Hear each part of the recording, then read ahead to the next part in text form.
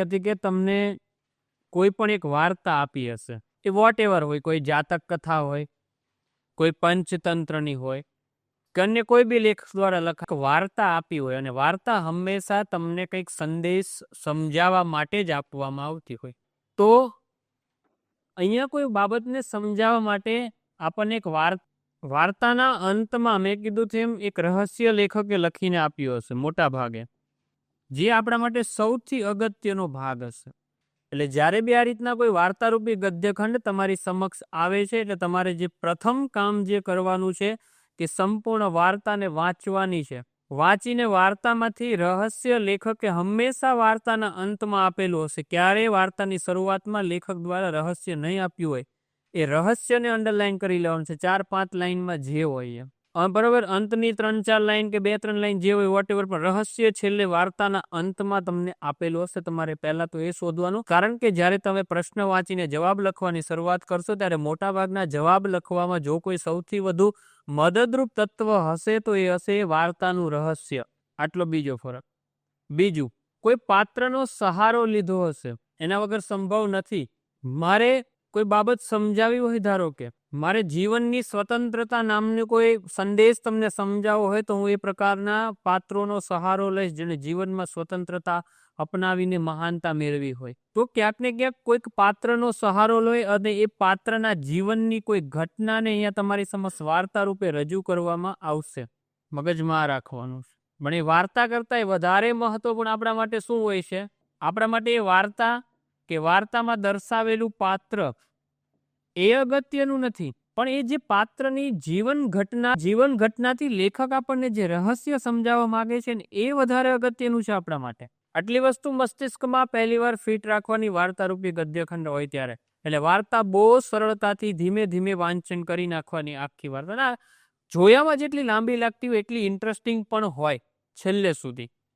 એવું નથી હોતું કે વાર્તા બોરિંગ હોય છે. વાંચવાનો પછી પ્રથમ વાંચનમાં કીધું આપણે પ્રથમ વાંચન વાંચવાનું છે, ને વાર્તાના અંતમાં જ્યાં બી રહસ્ય આપેલું રહસ્યને શોધીને આપણે એને અંડરલાઈન કરી દેશું. બાકીનો કોઈ સેક્શન અત્યારે અંડરલાઈન કરશું નહીં. બુદ્ધ પ્રાય પોતાના શિષ્યો અને ભિક્ષુકોને નિયમિત રીતે પ્રવચન આપતા હતા. એટલે પ્રવચન એ દરરોજ આપતા હતા, એ નિત્યક્રમ પ્રમાણે શું કરતા? પ્રવચન આપવાનું શરૂ હતું. હવે કેમ કે એ સમયે ભારતમાં માત્ર હિન્દુ ધર્મ જ પ્રચલિત હતો, અને બુદ્ધ મહારાજને હિન્દુ ધર્મ તો છોડો પણ ઈશ્વરના અસ્તિત્વ સુદ્ધાનો અસ્વીકાર હતો. એ ઈશ્વરમાં માનતા નહીં. ઉપરથી તમામ જાતના પાખંડોને ભારે વિરોધી. પાખંડોનો પણ શું કરતા? એ વિરોધી. એટલે સ્વાભાવિક રીતે એમની વાતો કેટલાયને ખૂંચતી હતી, કેટલાય લોકો એમનાથી નારાજ પણ રહેતા. ત્યાં જ કેટલાક માથા ફરેલા તેમને હેરાન કરવામાં ઊંચા નહોતા આવતા. પણ આ બપી એ લોકોની સમસ્યા હતી. બુદ્ધને જે કહેવું કે કરવું તેઓ કહેતા અને કરતા જ. બરોબર, આટલી ખબર પડી. અહીંયા સુધી તમે જો લેખક લખી રહ્યા છે વાર્તાની. હવે શરૂઆત આવા જ એક છે. બુદ્ધ પોતાનું પ્રવચન આપી હતા. કેટલાક આજુબાજુના ગામવાળા બહુ જ પ્રેમથી ઉદ્દેશ્યનો શું લઈ રહ્યા હતા? આનંદ. ત્યારે દૂરથી એક માણસ બુદ્ધને ગાળો ભાંડતો ધસી આવ્યો. બધા સ્તબ્ધ થઈ ગયા. બધા આવશે પપ્પાની જગ્યાએ, પણ કંઈ ખાસ ધ્યાન આપ્યું નહીં. પેલો આવીને અપશબ્દ બોલે છે, પણ બુદ્ધ એને કોઈ પણ પ્રકારની પ્રતિક્રિયા આપતા નથી, એની સામું પણ જોતા નથી. એ પોતાની વાત કર્યા કરે છે, પોતાનો મતલબ ઉપદેશ આપ્યા કરે છે.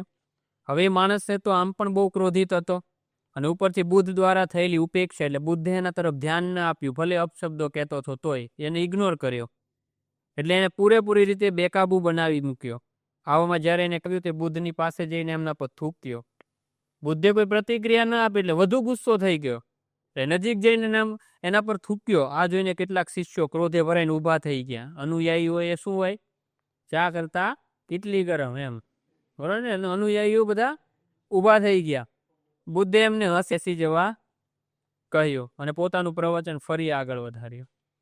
હેટીને તલ્લીનતામાં એને કોઈ ફેર નતો પડતો. પેલો વ્યક્તિ આવીને છે કે એના પર થૂકી જાય છે, એને કોઈ ફરક નથી પડતો. આ બાજુ પેલો માણસ પણ પોતાનો ક્રોધ વ્યક્ત કરી ચૂક્યો હતો, એટલે ચૂપચાપ પાછો જતો રહ્યો, ને એ જ સાથે આ વાત ભૂલાઈ ગઈ. કોઈ સામેવાળો પ્રતિક્રિયા જ ના આપે એટલે જતો રહ્યો. બરોબર ને? આ માણસ મારા પર અતિ ક્રોધિત થઈ જાય અને મને મારો, હું સામો હાથ જ ના ઉપાડો. કેટલીક ઘડી મારશે, 2 ઝાપટ, 4 ઝાપટ, 5 ઝાપટ, ગેમ ઓવર. પણ કદાચ હું સામો હાથ ઉપાડું તો પછી ઝપા પાડવા આવવા પડે. મને એવું થાય નહીં. પણ બીજા દિવસે કમાલ થઈ ગઈ, ફરી પ્રવચન આપી રહ્યા હતા.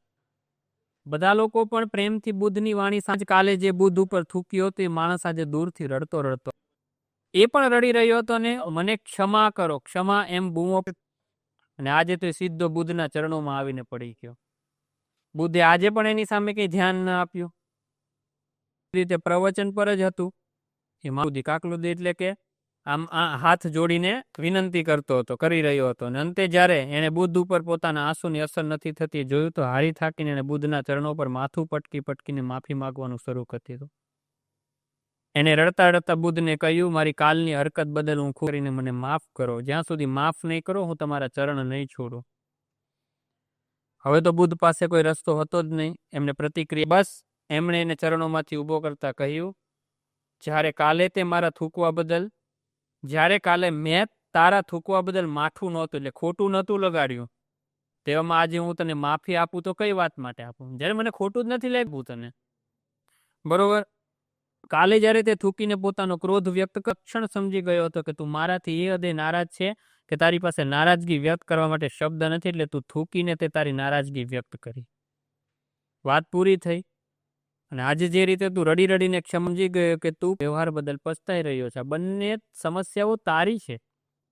ક્રોધે તને આવ્યો છે અને ક્રોધ વ્યક્તિ ત્યાં કર્યો, મારે એની સાથે તને ક્રોધ આવ્યો ને તે ક્રોધ કાઢ્યો.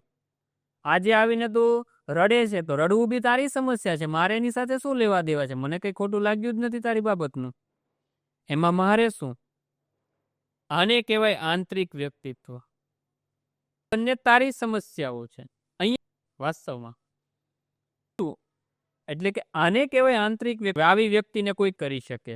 અને તમારે પણ બુદ્ધ પાસે પોતાના વ્યક્તિત્વની સંપૂર્ણ કમાન પોતાના હાથમાં રાખવાની કલા શીખવાની છે. લેખક તમને સંદેશ આપે છે અહીંયા કે બુદ્ધની જેમ તમારે તમારા વ્યક્તિત્વની કમાન્ડ તમારા હાથમાં રાખવાની છે. એવું ના થાય કે કોઈ વ્યક્તિ તમને કાલ આવીને બે ખરાબ શબ્દો કહીને તમારું મન વિચલિત કરી નાખે, કોઈ વ્યક્તિ તમને ક્રોધિત કરી જાય, તમારા હાથમાં રાખવાની છે. એટલે કે મજબૂત, જ્યાં સુધી તમે નથી નાખતા ત્યાં સુધી તમારા દુઃખ કે દર્દ દૂર થવાના નથી. યાની જ્યાં સુધી તમે પણ આવું મજબૂત આંતરિક વ્યક્તિત્વ નહીં બનાવો તમારા દુઃખ દર્દ દૂર નહીં થાય. જેમ કે આની જેવું મજબૂત, તો એની જે બુદ્ધની જગ્યાએ આપણી જ કલ્પના કરો, કોઈક આવીને આપણને બધા પ્રવચન આપે, બહારથી એક જણો આવી 5 અપશબ્દો કહી જાય, બરોબર ને, ક્લાસરૂમ અહીંયા એમને પડ્યો રહે, કુસ્તી યુદ્ધ શરૂ થઈ જાય બહાર, તો મજબૂત હોય તો તમે થવાની સંભાવનાઓ વધી જશે. કોઈ બી વ્યક્તિ તમને ક્રોધ અપાવી જશે, તમે કરી જશે, બરોબર ને, જેના કારણે તમારા દુઃખ દર્દ જીવનમાં દૂર નહીં થાય. આમાં કેવું છે, આમાં મારે શું અભિગમ, જેને જે કહેવું હોય, ખોટું લાગવું હોય તો ભાઈ આને હું કેમ બોલી દઉં છું, ખોટું લાગે તેને લાગે, મારે શું, બરોબર ને, ગુસ્સો આવે તેને આવે, મારે શું, એ અનુભવે તો એને, મારે. એટલે આમાં મને ક્યાંય દુઃખ દર્દ આવવાનું હે? હું 2 વાર વિચારું ભાઈ આ વયો જશે તો આવે, બરોબર ને. તો વસ્તુ એ છે ને હે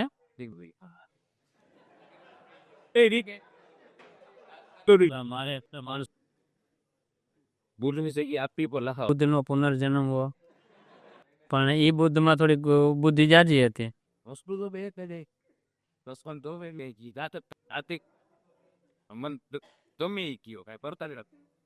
મજબૂત આંતરિક વ્યક્તિત્વ ભાઈ,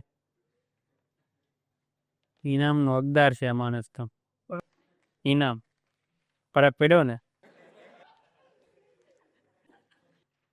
ફરક પડે પાડ દો. એ તો એમ કે જરૂરિયાત ના કારણે કાલથી નહીં આવતો. તો મૂળ વસ્તુ એ છે કે તમારું આંતરિક બનાવો. કોઈ પણ વ્યક્તિ તમને વિચલિત ન કરી શકે, અને જો તમે તમારાથી દૂર રહેશે, કારણ કે તમને કોઈ વિશેષ ફરક પડશે નહીં. એટલે જીવનમાં મારે શું જેવો અભિગમ કેળવો, કોઈ બી પરિસ્થિતિમાં મારે શું, આ ભાવને અપનાવો, એવું લેખક કહેવા માંગે. તો આપણને સંદેશ તમે જુઓ કે ત્યાંથી એમાં મારે શુંથી શરૂ થાય. એ 1, 2 ને 3 લાઈન, છેલ્લી 3 લાઈન કે સંપૂર્ણ વાર્તાનું એક રહસ્ય આપણને સામાન્ય રીતે કહેવાનો પ્રયત્ન કર્યો છે એની ભાષામાં. તો આપણે આટલું રહસ્યને અંડરલાઈન કરી લે. સમજાઈ ગયું? હવે આવી જવાનું સેકન્ડ વાંચનમાં. પ્રશ્નમાં શું છે? નારાજ વ્યક્તિને કેમ કોઈ પ્રતિક્રિયા? સમજાય છે તમને? કેમ કોઈ પ્રતિક છે આનો ક્યાંય જવાબ? વાંદર લગભગ મોટા ભાગના પ્રશ્નોના શોધવાનો પ્રયત્ન નહીં કરવાનો. મોટા ભાગના પ્રશ્નોના જવાબ તમારે પર લખવાના રહેશે. આટલી સમજણ પડી? શબ્દ પ્રશ્ન જવાના છે, બરોબર ને? પણ જવાબ લખતી વખતે પ્રશ્નના શબ્દો. આટલી બે વસ્તુને યાદ રાખવાનો. લેવા એને જીવિત રાખવા. એટલે એક વસ્તુ યાદ રાખો, મુદ્દા બે ક્વેશ્ચન, એ આખી સિચ્યુએશન અલગ છે. પણ વાર્તારૂપી ગદ્યખંડમાં પ્રયત્ન કરવાનો કે મોટા ભાગના વાર્તા કરતા વાર્તામાં છુપાયેલા નહીં હોય. વાર્તા એ વાર્તા છે આખી. તમારે મોટા ભાગના પ્રશ્નોના જવાબને રહસ્યને આધાર બનાવવાનો છે. પહેલી આ વસ્તુ યાદ રાખવાની. એટલે રહસ્યના શબ્દો આ બાબતને ખાસ નોંધી લેજો, એટલે તમને ખ્યાલ રહેશે. પહેલી વસ્તુ. બીજું તો કેમ રહેતા એવો છે કે જેનો જવાબ ફકરામાં મળશે તમને, બરાબર ને? એવો મેં શું કીધું, એવો કોઈ અપવાદજનક એકાદો આવી જાય કે જેનો જવાબ આપણે કદાચ વાર્તામાં શોધવો પડે. બાકી મોટા ભાગના પ્રશ્નોના જવાબ તમને વાર્તામાં છે એથી મળે. વાર્તા એ વાર્તા છે. બધા જ પ્રશ્નાર્થ તમારે જે રહસ્ય છે એ રહસ્યના આધારે જ લખવાના થશે. આટલું સમજાણું? ગદ્યખંડમાં મારે શું સંદર્ભિત, આનો જવાબ તમને ક્યાંય મળે ન મળે, પણ રહસ્યમાં છે. અને મધ્યવર્તી વિચાર એ જ એનું રહસ્ય કહેવાય. હંમેશા વાર્તારૂપી ગદ્યખંડમાં એક વસ્તુ યાદ રાખજો, જે તમને રહસ્ય આપેલું હોય છે એ જ એનો મધ્યવર્તી વિચાર હોય. શું હોય? મધ્યવર્તી વિચાર કહેવાય. યોગ્ય શીર્ષક આપો એ તો ખબર જ છે. આટલી ખબર પડી? હવે તમારે થર્ડ રીડિંગ કરવાનું છે. એટલે અહીંયા એટલી એક વસ્તુ યાદ રાખો, સામાન્ય ગદ્યખંડમાં કેવું હતું કે આપણે પ્રશ્ન વાંચતા અને પ્રશ્ન વાંચીને એનો જવાબ ફકરામાં શોધવાનો પ્રયત્ન કરતા. વાર્તારૂપી ગદ્યખંડમાં આ પ્રક્રિયા અપનાવવાની થતી નથી. અહીંયા શું કરવાનું છે? જે ગદ્યખંડ આપણે વાંચ્યો છે, પ્રશ્નો વાંચી લેવાના છે. ખાલી પ્રશ્નોના જવાબ આપણે ફકરામાં શોધવા, વાર્તામાં શોધવા નથી જવાના. મોટા ભાગના પ્રશ્નોના જવાબ એ વાર્તામાં છેલ્લે આપેલા રહસ્ય હોય છે, રહસ્યના આધારે જ લખવાના થશે. આટલું ક્લિયર કટ રાખો. હવે તૃતીય વાંચન. અહીંયા સીધું 2 થી 3 લાઈનનું મળ્યું હોય. કયું મળ્યું? એમાં મારે શું? આને કહેવાય આંતરિક વ્યક્તિત્વ. હવે આવી રીતે વિચલિત કરી શકે.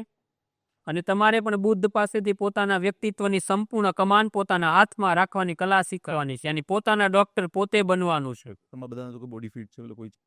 એવું ન થાય કે કોઈ વ્યક્તિ તમને રિમોટ સ્વિચની જેમ કંટ્રોલ કરે, ઓન ને ઓફ, ઓન ને ઓફ. તમારું કંટ્રોલ તમારા હાથમાં હોવું જોઈએ. જ્યાં સુધી તમે આવા આંતરિક મજબૂત વ્યક્ત થવાના નથી. આ 3 લાઈન એ રહસ્ય છે. હવે શું કરવાનું? તૃતીય વાંચનમાં રહસ્યની અંદરથી જે અગત્યના શબ્દો હોય એને બોક્સ બનાવી લેવાનું. પહેલો મને અગત્યનો શબ્દ, એમાં મારે શું? મારે શું? આને કહેવાય આંતરિક વ્યક્તિત્વ. તો આંતરિક વ્યક્તિત્વનો લાગે છે.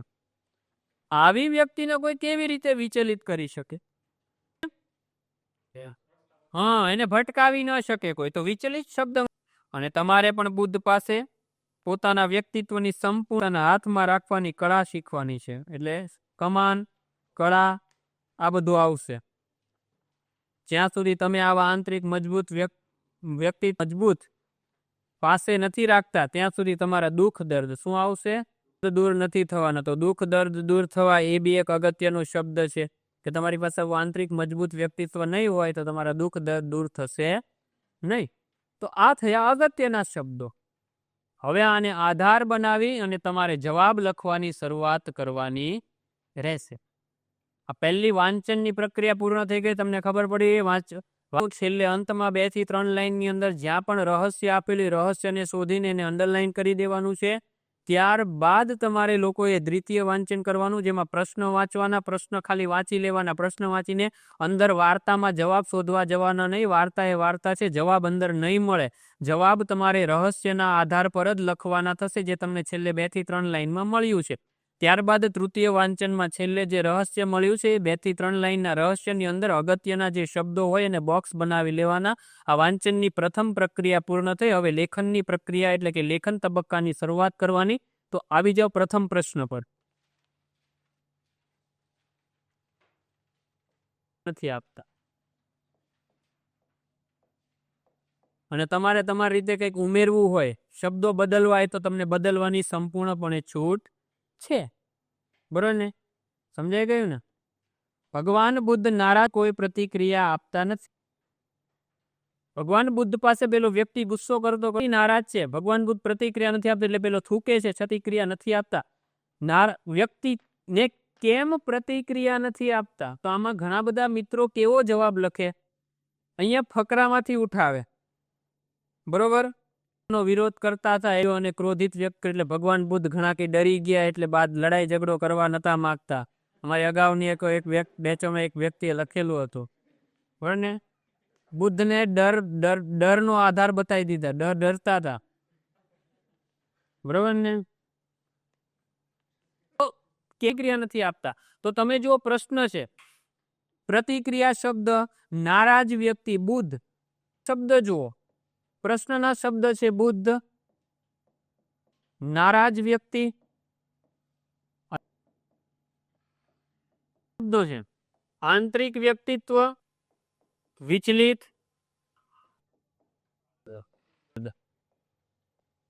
શકો છો. કાં તો હું કીવર્ડ્સ પેટર્ન વાપરું નાખું.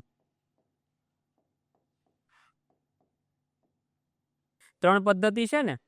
તો મેં શું કીધું, જગ્યા જ્યારે છોડીને આપવામાં આવે છે કે આટલી સ્પેસમાં તમારે લખવાનું છે, તો ત્યારે તમારે નથી, પ્રશ્નના પહેલા જ શબ્દની નીચેથી જવાબનો પહેલો અક્ષર શરૂ થઈ જવો, પહેલો શબ્દ શરૂ થઈ જવો જોઈએ.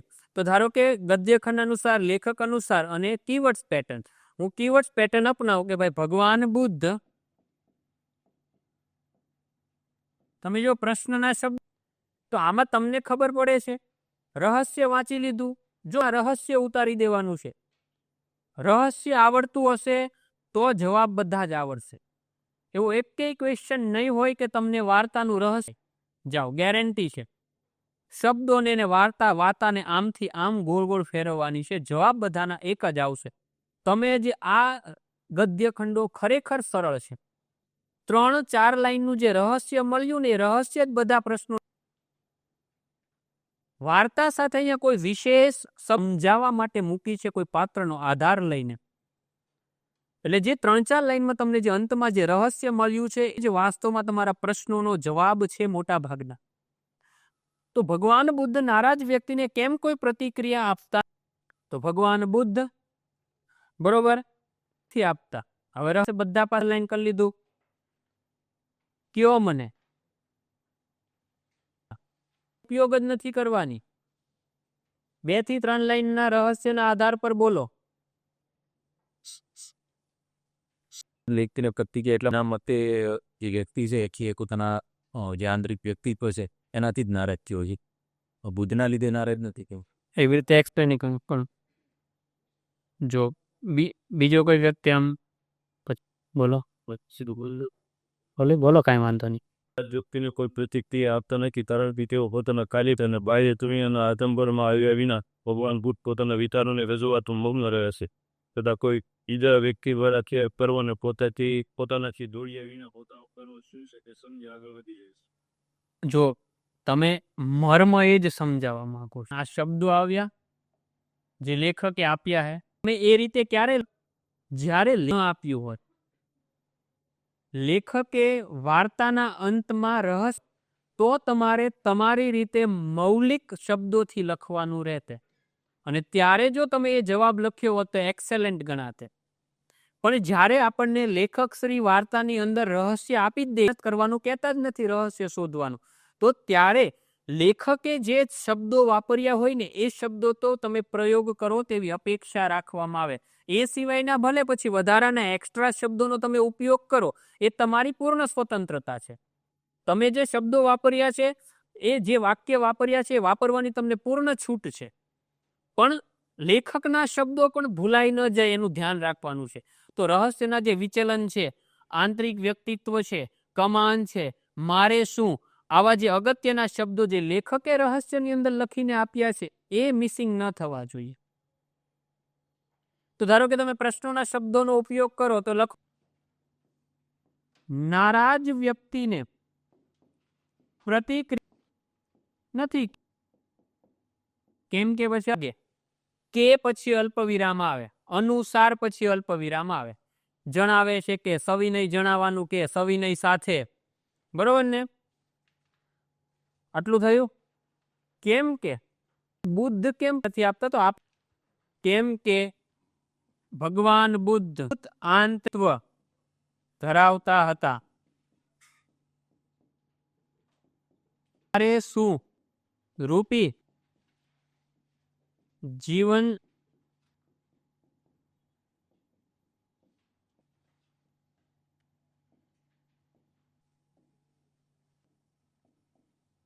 વ્યક્તિત્વના કારણે કમાન, પણ શબ્દ તમે જુઓ કોના છે? પ્રશ્નના અને રહસ્યના. બધું ગોળ ગોળ રહસ્યની આસપાસ ફેરવવાનું છે. તમે તમારું કંઈક એક્સ્ટ્રા ઓર્ડિનરી આમાં ન આપશા નથી, પણ તમારે મોટા ભાગનો જવાબ તમને તમારે કોઈ મહેનત જ નથી કરવાની. લેખકે જે શોધીને જે રહસ્ય આપી દીધું છે, એ રહસ્યની આસપાસ જ બધું લખવાનું છે. ખાલી શું છે, તમે મહેનત શું કરો છો કે તમારી સમજણમાં એને રજૂ કરો છો, બરાબર? તમારી ભાષામાં રજૂ કરો છો. બાકી શબ્દો છે એનો જ ઉપયોગ કરીને જવાબ લખવાનો છે. રહસ્યના શબ્દોનો મતલબ રહસ્ય જ છે એક રીતે. સમજાઈ ગયું? ત્યાં લેખકે એની ભાષા શૈલીમાં લખીને આપ્યું છે, અહીંયા મેં મારી ભાષા શૈલીમાં લખ્યું છે. શબ્દો એક જ છે. મારા અને લેખકના શબ્દો એક છે, રહસ્યની લખવાની વાક્ય રચના અલગ છે, બીજું કશું નથી. અમારા બંનેની ભાષા શૈલી અલગ અલગ પડે છે, બીજું કશું જ નથી. આ વસ્તુ મગજમાં ફિટ કરી દેવાનું છે કે વાર્તામાં જે 2-3 લાઈનનું રહસ્ય હોય, એ રહસ્યને પકડી લેવાનું. રહસ્યના જે શબ્દો છે ને પ્રશ્નના શબ્દો છે, બંનેને ઉપયોગ કરતા કરતા જવાબ લખી નાખવાનો છે, બીજું કશું જ નથી. બધા જ પ્રશ્નોના મોટા ભાગના જવાબ રહસ્યના આધારે જ લખાશે. સમજાઈ ગયું?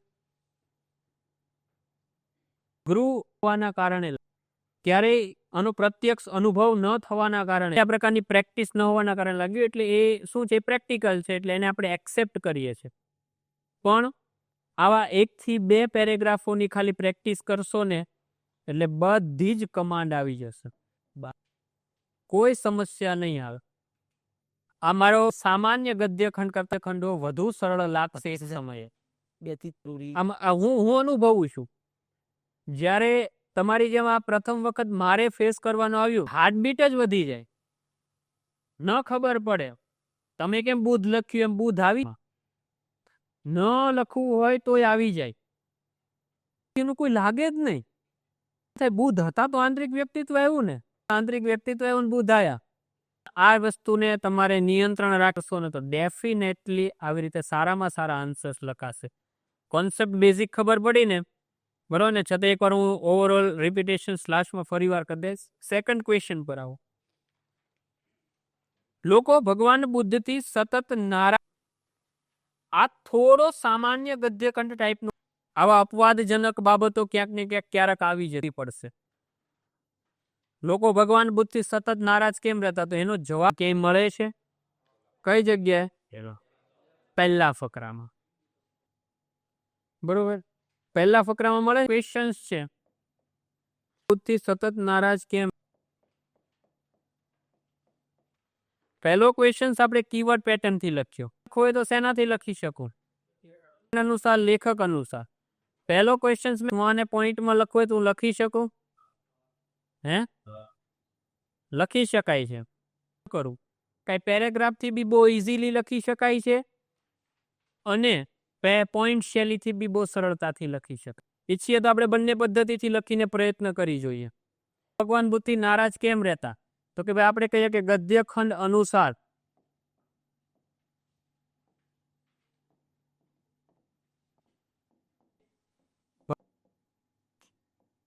તેના કારણો આ મુજબ છે. સમજાઈ ગયું? એ રીતે બી લખી શકો. વાક્ય રચના ફરે છે, બીજું કશું જ નથી. એ વાક્ય રચના લખવી હોય તો તમે લખી લો. ગદ્યખંડ અનુસાર લોકો ભગવાન બુદ્ધથી નારાજ રહેતા તેના કારણો આ મુજબ છે અથવા નીચે મુજબ છે. બરોબર છે કરો ને, બરોબર ને. પહેલું શું આવે? બુદ્ધ અસ્તિત્વનો અને હતા. શું આવે? ભગવાન બુદ્ધ, કારણ કે હિન્દુ ધર્મમાં આવે અસ્તિત્વને માનવામાં આવે કે ભાઈ ભગવાન છે. આ તો અત્યારે આટલા વર્ષો વીત્યા પછી આપણે જૈનિઝમ બુદ્ધિઝમ આત્મસાત કરી એ સમયની વાત છે, જ્યારે એ ધર્મ હજી તો શરૂઆત હતી, પાયો પણ નહોતો નખાણો. હજી ભગવાન બુદ્ધ ને ભગવાન મહાવીર પોતાનો પ્રચાર કરી હતા. એ સમયે એક હિન્દુ ધર્મ સૌથી વધુ પ્રચલિત હતો. ત્યારે પરિસ્થિતિઓ કેવી હશે? તો ભગવાન બુદ્ધ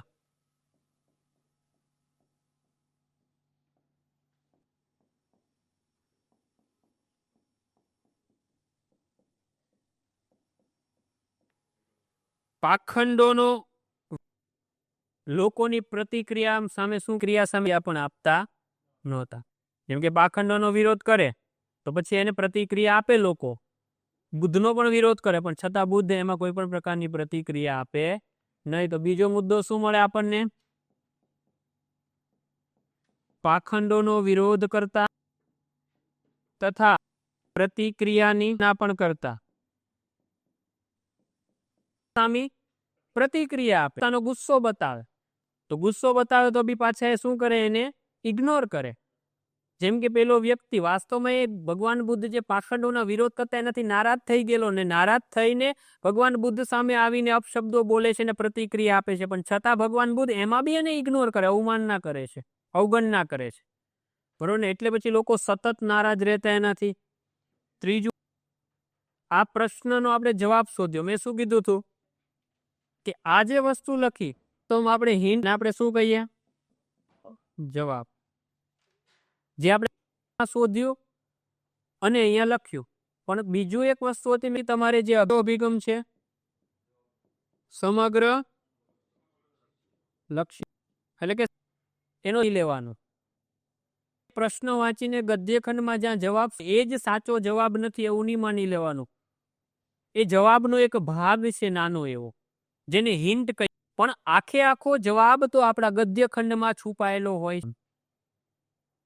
તો જ્યારે વાર્તાવાળો ગદ્યખંડ લખો ને, કે સમગ્ર લક્ષ્યનો જવાબ એ રહસ્યમાં હોય. ક્યાં હોય? રહસ્ય એ જ સમગ્ર લક્ષ્ય અભિગમ. વાર્તારૂપી જે રહસ્ય આપવામાં આવેલું હોય એ જ તમારો સમગ્ર લક્ષ્ય અભિગમ. નોંધ કરી લેવાનું. વાર્તારૂપી ગદ્યખંડમાં બાય ચાન્સ તમે કોઈ પ્રશ્ન, એ તમારી હિન્ટ કહેવાય. પણ જે રહસ્ય છે એ લક્ષ્ય અભિગમ. રહસ્ય એ જ સમગ્ર લક્ષ્ય અભિગમ. ખબર પડી કે આમાં કઈ એવો આવી જાય કે એનો રહસ્યના આધારે નથી લખાતો, ક્યાંક શોધવો પડે છે વાર્તામાં. તો વાર્તામાં શોધો છો એ તમારી હિન્ટ કહેવાય. લખ્યા પછી પાછું તમારે સમજાઈ ગયું? જેને આપણે વાસ્તવમાં ભારે લક્ષ્ય અભિગમમાં શોર્ટમાં એટલું યાદ રાખવાનું, કોઈ અપવાદજનક સ્થિતિ આવે કે એવો પ્રશ્ન આવે કે જેનો જવાબ આપણે વાર્તામાં શોધવો પડે, તો જ્યાં આપણને જવાબ મળે એ તો લખવાનો. એ સિવાય આપણને જે રહસ્ય મળ્યું હોય ને એનો પણ ઉપયોગ કરી લેવાનો. આટલું શોર્ટમાં મગજમાં યાદ રાખી લેવાનું. તો અહીંયા હવે મારે લખવા હોય 1 થી 2 બીજા મુદ્દા આધાર બનાવીને લખી શકો. કઈ વસ્તુઓ લઈ શકો? અથવા જીવનની કમાન પોતાના હાથમાં રાખતા, જેના બરોબર કોઈ પણ પરિસ્થિતિ અને પ્રતિક્રિયા આપતા નહીં, તેથી પણ લોકો સતત પોતા એનાથી નારાજ રહેતા. મજબૂત આંતરિક વ્યક્તિત્વ ધરાવતા અને મારે શું અભિગમ ધરાવતા, તેથી કોઈ પણ પ્રતિક્રિયાની અથવા કોઈ પણ ક્રિયા આપતા અથવા કોઈ પણ પ્રતિક્રિયાની અવગણના કરતા, તેથી લોકો એનાથી નારાજ રહેતા. આ જ વસ્તુ એકની એક વાત આની પહેલાના પ્રશ્નમાં લખી, એકની એક વાત ગોળ ગોળ ફેરવવાની છે. ધારો કે અહીંયા ત્રીજો પોઈન્ટ લખાવો એમ, વ્યક્તિત્વ, મજબૂત આંતરિક વ્યક્તિત્વ અને મારે શું અભિગમ ધરાવતા હોવાથી કોઈ પણ વ્યક્તિની હંમેશા અવગણના, ઉપેક્ષા કરતા, જે રીતે આપણે આપણી શબ્દ શૈલીમાં આપણે લખી શકીએ, કોઈ ની ઉપેક્ષા કરતા. અને ચોથો મુદ્દો લખો એમ તમારી રીતે બનાવો, જીવન હાથમાં રાખતા અને વિચલિત ન થતા. બરોબર ને? સમજાઈ ગયું ને? તો હજી વાર્તારૂપી પ્રશ્નોના જવાબ તમારે રહસ્યના આધારે લખવાના. પ્રશ્નોના શબ્દ અને રહસ્યના શબ્દો ઉપયોગ કરીને તમારે તમકી નાખવાનો જવાબ તમારી લોક સમજણ પ્રમાણે. પણ ક્યાંક એવો એકાદો પ્રશ્ન એવો અપવાદજનક આવી જશે કે જેનો પ્રશ્નનો જવાબ તમારે વાર્તામાં ક્યાંક શોધવા જવો પડશે. તો જ્યારે એવો પ્રશ્ન આવે ત્યારે વાર્તામાં જે એનો પ્રશ્નનો જવાબ શોધો ને એ જવાબને તો લખવાનો, એની પાછળ તમારે રહસ્યનો ઉપયોગ પણ કરવાનો છે અને લખવાનો. એટલે વાર્તામાંથી પ્રશ્નનો જવાબ જ્યાં શોધ્યો એટલે કે હિન્ટ, અને એની તરત પાછળ તમારે રહસ્ય. સમજાણું? આટલું ખબર? રહસ્ય આટલું લખી શોર્ટમાં. હિન્ટ પ્લસ રહસ્ય. પહેલા હિન્ટ આવે પછી શું આવે, એટલે પહેલા જવાબ આવે પછી જવાબનું વિસ્તૃતીકરણ આવે, એટલું યાદ રાખવાનું. એટલે હિન્ટ પ્લસ રહસ્ય, હિન્ટ પ્લસ રહસ્ય આમ રાખવાનું. અને મેં કીધું એમ પોઈન્ટ શૈલીમાં પણ લખી શકાય છે, બંને શૈલીથી લખી શકાય છે. બંને શૈલી એક્સેલન્ટ છે. તમારી રીતે ઉપયોગ કરી શકો છો, સંમિશ્રણ બતાવી શકો છો. તમારા ઘણા બધા મિત્રોએ બધું પેરેગ્રાફમાં જ લખ્યું છે આજે તો, બરાબર? કારણ કે તમે પેપર જોઈને તરત વિચલિત થઈ ગયા, પ્રેશર્સ ક્રિએટ થઈ ગયું, બીજું કશું રીઝન હતું નહીં. એકદમ કુલ રહેવાનું, કોઈ દંડ નથી અહીંયા, બરોબર ને? કોઈ અપરાધ નથી કરતા, સારું કામ કરવા આવો છો, ભણો, બરોબર ને? એટલે જેટલું બને એટલું પ્રશ્નને સમજો. એવું હોય તો ડાયરેક્ટ પેપરમાં ન લખો, રફ ચોપડો રાખો. રફ ચોપડામાં લખતા જાઓ ને પછી સારી રીતે પેપર કરો, કારણ કે આ શરૂઆતનો તબક્કો છે. જેટલું સારી રીતે ધીમે ધીમે શીખશો એટલું વધારે સારું રહેશે તમારા માટે. એટલે કોઈ પણ પ્રકારની ઉતાવળ ન કરો. એટલા માટે તમને 2-2.5 કલાકનો સમય સુધીનો, કંઈ વાંધો નહીં, ઉતાવળ ન કરો, સમય લો અને પૂરું કરો. કલાકમાં જ કરી નાખું. 2 પ્રશ્ન છે એટલે 2 આપ્યા છે તો કંઈક અમારા છે એટલે આપ્યા છે. બરાબર? જાજુ દઈ દેવું એ જરૂરી નથી. કેવી ગુણવત્તાથી કરે તો મોટાભાગના ઉમેદવારોએ પેરેગ્રાફમાં લખેલી બાબત છે, બરોબર? એ કોઈ ખોટી બાબત નથી, પણ મેં એકદમ થોડું ઘણું સંમિશ્રણ હોય તો સારું. કે આવા તમને કંઈક અગત્યના લાગતા હોય તો 1-2 પ્રશ્નને તમે પોઈન્ટ શૈલીમાં બી લખો તો વધારે ઉઠાવદાર લાગશે. બીજું કશું રીઝન છે નહીં. ત્રીજા પ્રશ્નમાં આવો. ગદ્યખંડમાં મારે શું કઈ બાબતને સંદર્ભિત કરે છે? ત્રીજાનો શેનાથી લખી શકું? પેરેગ્રાફથી લખી શકું. ચાલો ભાઈ કે મેં ડિસાઈડ કર્યું પછી ગદ્યખંડ અનુસાર. હવે આમાં મારે શું લખવું જોઈએ? મેં શું કીધું? હા, અહીં પેટર્ન વાપરી શકું. પેટર્ન વાપરી, બીજામાં મેં ગદ્યખંડ અનુસાર લખ્યું, તો ત્રીજા પ્રશ્નમાં કાં તો હું કીવર્ડ્સ પેટર્ન વાપરી શકું છું અથવા તો ગદ્યખંડ લેખક અનુસાર લખી શકું છું. પરંતુ પ્રશ્નની અંદર જ ગદ્યખંડ શબ્દ કીધો છે એટલે મારે હંમેશા જવાબની શરૂઆત શેનાથી કરવી પડે? ગદ્યખંડ અનુસાર. તો ભાઈ ધારો કે હું લખું છું ગદ્યખંડ અનુસાર, અને મેં કીધું એમ જ્યારે લખો છો તો પેરેગ્રાફ પાડવાના. સ્પેસિંગ છોડીને આપેલું હોય તો પહેલા શબ્દની નીચેથી જવાબનો પહેલો શબ્દ. ગદ્યખંડ અનુસાર, અનુસાર પછી અલ્પવિરામ, ત્યારબાદ હવે મેં કીધું તેમ મોટા જવાબ હોય રહસ્યના આધારે. પ્રશ્ન વોટ એવર જે પૂછ્યો ગદ્યખંડમાં બાબતને સંદર્ભિત કરે છે. આ વાંચીને તમારે શું કરવાનું? હંમેશા વાર્તાવાળા ગદ્યખંડમાં એકવાર પાછું રહસ્ય વાંચી લેવાનું. કોઈ બી પ્રશ્ન વાંચો એટલે એકવાર પાછું રહસ્ય વાંચી લેવાનું. અહીંયા એકવાર રહસ્ય વાંચીને જુઓ, તમને જવાબ રહસ્યમાં મળી જશે. આનો મારે શું વાક્ય એવી કરે છે. કે દુનિયાની ગમે એવી તાકાત આવે, ગમે એવો વ્યક્તિ તેવી પ્રતિક્રિયા આપે, હું વિચલિત જ નહીં થાવ. મારે શું?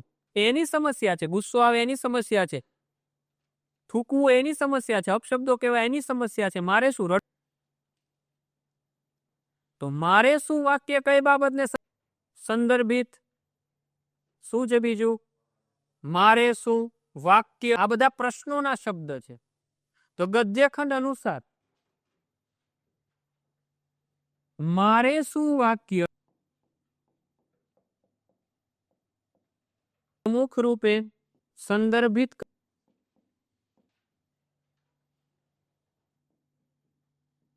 ક્રિયા પ્રતિક્રિયાથી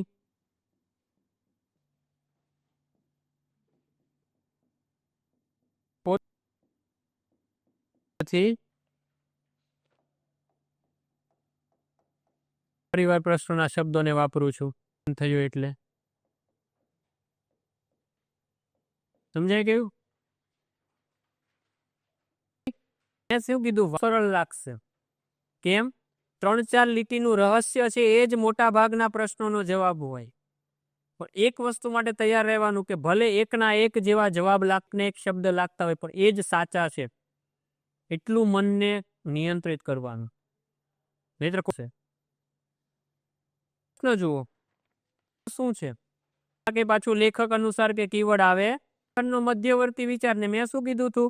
વાર્તારૂપી ગદ્યખંડની અંદર મધ્યવર્તી વિચાર એટલે જ તે ગદ્યખંડનું રહસ્ય. એટલું ક્યાંક નોંધ કરી રાખી. ગદ્યખંડનું રહસ્ય એટલે કે વાર્તાનું રહસ્ય એનો મધ્યવર્તી વિચાર. વાર્તારૂપી ગદ્ય અર્થગ્રહણમાં વાર્તાનું રહસ્યવર્તી વિચાર હોય છે. આ લખી શકો છો ને હવે તમે તમારી રીતે. આ જ શબ્દો છે, બરોબર ને? પ્રશ્નનો શબ્દ શું છે? પ્રશ્નનો શબ્દ શું છે? મધ્યવર્તી વિચાર. ને પ્રશ્નનો શબ્દ ઉપયોગ કરવાનો, રહસ્યના શબ્દ વાપરવાના કે ભાઈ ગદ્યખંડનો મધ્યવર્તી વિચાર મજબૂત આંતરિક વ્યક્તિત્વ છે, જેના માધ્યમથી પછી આગળ બધી વાત કરવાની. સમજાઈ ગયું? આ રીતે. હવે આવી જાવ શીર્ષક બનાવવા પર. નહીં, મધ્યવર્તી વિચારમાં નહીં, એ રહસ્ય જોવું છે, બરોબર? બુદ્ધ એ રહસ્ય નથી, આંતરિક વ્યક્તિત્વ એ. હા, લખ્યો. ત્રીજો અને ચોથો પ્રશ્ન આપણે પેરેગ્રાફમાં લખ્યો. આપણું જબરદસ્ત સંમિશ્રણ થયું. 3 ક્વેશ્ચન્સ આપણે ગદ્યખંડ અનુસાર લખ્યું, કારણ કે 2માં આપણને સ્પષ્ટ શબ્દનો પ્રશ્નનો ઉપયોગ, કીવર્ડ્સનો ઉપયોગ કરેલો હતો પ્રશ્નમાં, એટલે 1માં આપણે કીવર્ડ પેટર્ન વાપરી. હવે લાસ્ટ ક્વેશ્ચન, શીર્ષક પદ્ધતિથી લખવાની વાત કરી. પેરેગ્રાફ લખી શકો છો તમે. સિંગલ ટાઇટલ બી આપી શકો છો, એક સિંગલ શીર્ષક બી બનાવી શકો છો. પણ મેં કીધું તું સારા અને વધુ માર્ક લેવા હોય તો મલ્ટિપલ શીર્ષક બનાવો તો કોઈ વાંધો છે નહીં, અને બનાવવાનો પ્રયત્ન કરવો જોઈએ જેટલા બને એટલા મલ્ટિપલ શીર્ષક. તો એક શીર્ષક બનાવો ત્યારે કઈ રીતે લખવાનું હતું કે ભાઈ ગદ્યખંડને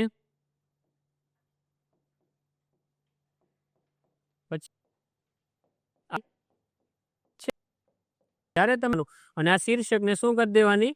અંડરલાઈન કરી દે. અહીંયા તમારો જવાબ પૂરો થઈ જાય.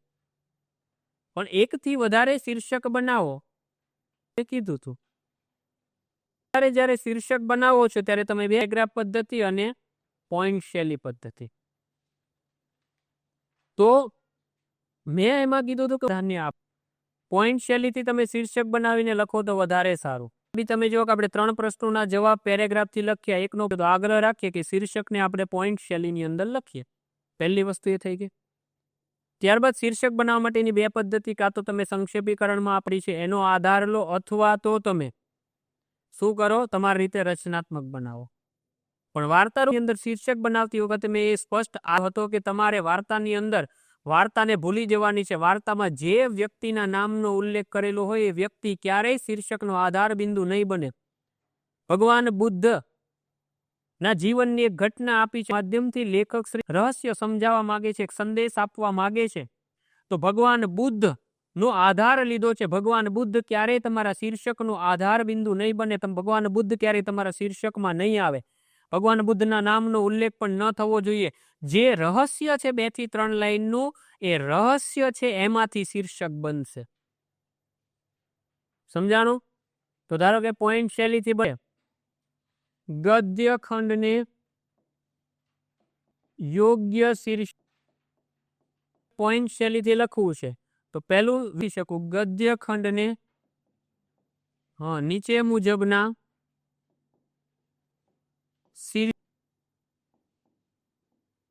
નંબર 1 પછી આખા વિધાન લખવાના ગદ્ય ખંડને હવે તમે જુઓ કે શીર્ષક નહીં ભગવાન બુદ્ધના જીવનની ઘટનાનો ઉપયોગ કર્યો છે ભગવાન બુદ્ધની વાર્તા કરી છે એટલે ભગવાન બુદ્ધ નહીં બને શીર્ષક ભગવાન બુદ્ધની ઘટનાના માધ્યમથી આપણને લેખક શું સમજાવે છે આંતરિક વ્યક્તિત્વ વિશે સમજાવે છે તો આપણે આંતરિક વ્યક્તિત્વ પર આવશે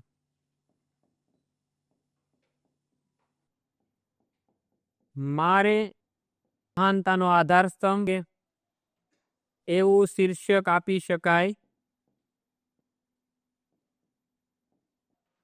નંબર 2 ગદ્ય